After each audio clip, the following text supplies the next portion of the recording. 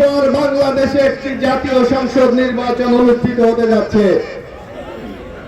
আপনারা যারা এখানে উপস্থিত আছেন, দীর্ঘদিন ধরে আপনারা কিন্তু ভোট দিতে পারেন নাই, কারণ এর আগে বাংলাদেশে নির্বাচন হয়েছে, সেই নির্বাচনে বিনা প্রতিদ্বন্দ্বিতায় এমপি হয়ে গেছে, সেই নির্বাচনে দিনের ইলেকশন রাতে হয়ে গেছে, সেই নির্বাচনে আমরা মানুষ একসাথে ইলেকশন করেছি। কি আপনাদের মনে আছে? কিন্তু আপনাদেরকে আমরা নিশ্চয়তা দিতে চাই, আমাদের নেত্রী বেগম খালেদা জিয়া বারবার বলেছেন, উনি যদিও আপনারা জানেন উনি মারা গেছেন, যে যেখানে আমার জনগণ ভোট দিতে পারবে না, যেখানে আমার জনগণ তাদের নেতা নির্বাচন করতে পারবে না, যেখানে জনগণের নিরাপত্তা নাই, সেই নির্বাচনে আমরা বিএনপি বেগম খালেদা জিয়া অংশগ্রহণ করতে পারে না।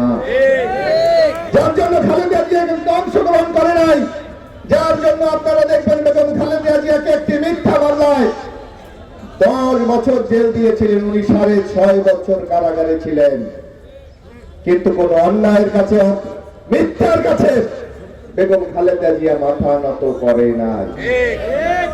কারণ উনি চেয়েছিলেন বাংলাদেশের মানুষের অধিকার প্রতিষ্ঠা হোক, উনি চেয়েছিলেন বাংলাদেশের মানুষ ভোট দেওয়ার অধিকার ফিরে পাক, উনি চেয়েছিলেন বাংলাদেশটা আগামী দিনে উন্নয়নের সড়কে চলে যাক।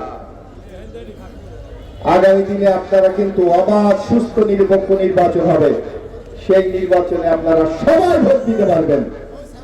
এখন কথা হলো, সেই নির্বাচনে যে আপনারা ভোট দিবেন, সেই নির্বাচনে আপনারা যদি সুচিন্তিত ভাবে রায় দিতে না পারেন, তাহলে যেই উন্নয়ন থেকে আপনারা দীর্ঘদিন বঞ্চিত ছিলেন, যেভাবে মানুষের ভাগ্য পরিবর্তন করার জন্য যা কিছু দরকার ছিল, সেই কাজটি কিন্তু আগামী দিনে হবে না। আপনাদেরকে আমি একটু প্রশ্ন জিজ্ঞাসা করতে চাই, বাংলাদেশের বড় দল কোনটা কোনটা ছিল বলেন তো? বড় দল কোনটা কোনটা ছিল? বিএনপি এবং আওয়ামী লীগ। এখন কি বাংলাদেশে আওয়ামী লীগ আছে? না, আছে গোপনে আছে মনে হয়। তারপরে দেখেন, আওয়ামী লীগের যারা ছিলেন নেতা, এই মাঠ পর্যায়ে আপনারা যারা নেতা কর্মী ছিলেন, তাদেরকে রেখে কিন্তু অনেকে বাংলাদেশ থেকে পালিয়ে গেছে।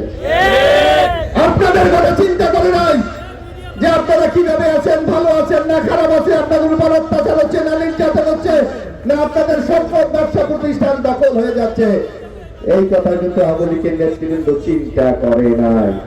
নিজেদের জীবন বাঁচাবার জন্য ওরা পালিয়ে গেছে।